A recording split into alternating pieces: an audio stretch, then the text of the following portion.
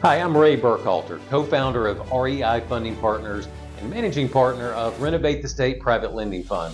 If you haven't seen our Discovery series yet, please be sure to check that out. It's a great place to start to learn what private lending is and why people work with private lenders.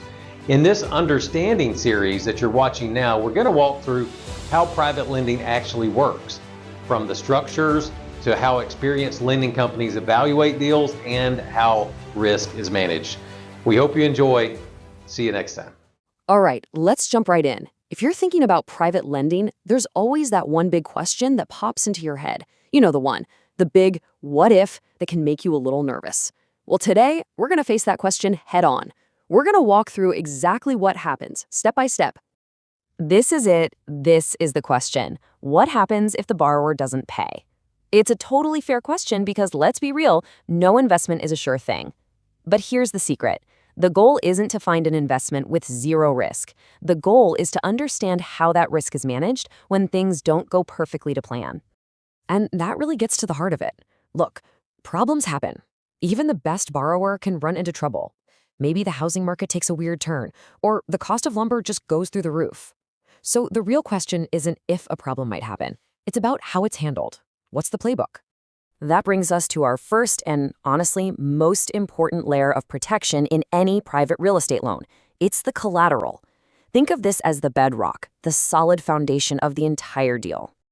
The idea here is really simple, but it's incredibly powerful. The loan is secured by real estate. This means it's not just some abstract promise on a piece of paper. Nope, it is physically tied to a real, tangible asset, a piece of property you can see and touch. So what is collateral, really? It just means that the property itself is pledged as the guarantee for the loan. If the borrower stops paying for whatever reason, the lender doesn't just have to hope for the best. They have a direct, legally binding claim to that property. Okay, so you've got a legal claim. That's great. But how does that actually work? How do you enforce it? Well, that leads us right into our second layer of protection, the legal process. This is the established, predictable framework for putting that claim into action. This legal claim to the property isn't some emergency measure. It's written into the loan documents from day one. It's what gives the lender the authority they need to take control if things go south. And what happens next isn't chaos. It's a clear, predictable sequence of events. First, the borrower defaults. Second, a well-known legal process called foreclosure kicks off. And third, the lender recovers the property. It's a system designed specifically to protect the investment in this exact scenario. Now we're at layer 3, taking control. This is a huge shift. Once the property is back in the lender's hands, they go from playing defense with lawyers to playing offense as a problem solver. It's all about finding a resolution. So what does that actually look like? Well, for a fix and flip loan, the lender might just bring in their own crew to finish the renovation and sell the house for top dollar. Or if speed is key, they might just sell the property as is. No matter what, the goal is always the same: recover the value and protect the investor's capital. And that brings us to our fourth and final layer. You could argue this is the most important one of all, because it's built right into the deal before a single dollar is ever lent. This is the safety net. This is smart deal structuring. The key concept here is called the margin of safety.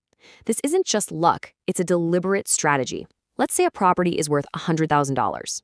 A smart lender won't lend $100,000. They might only lend $70,000. That extra $30,000 is what we call the equity cushion. It's a buffer designed to absorb costs if things go wrong. Just look at this chart. It makes it super clear. You see the bar for the full property value and then the smaller bar for the loan amount? That gap between them, that is the equity cushion. That's your margin of safety right there, built in from the start. Now, all of these layers, the collateral, the legal process, the safety margin, they're all absolutely critical. But they don't run themselves. And that's where the human element comes in.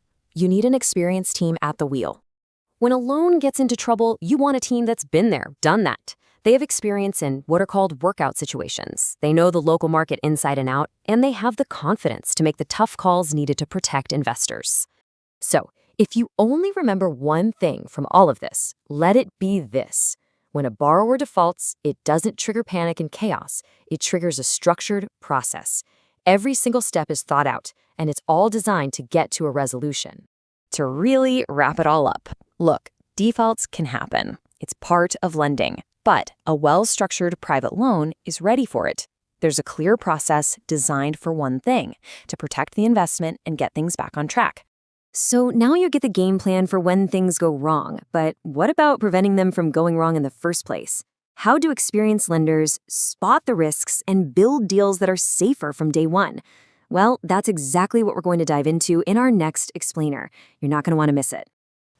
Thanks for watching this video content. We really hope you enjoyed it. Be sure to check out the next video in this series to keep learning details about how private lending works. And if you'd like to go deeper, you can download the free guide that you will find in the video description. Until next time, take care and God bless.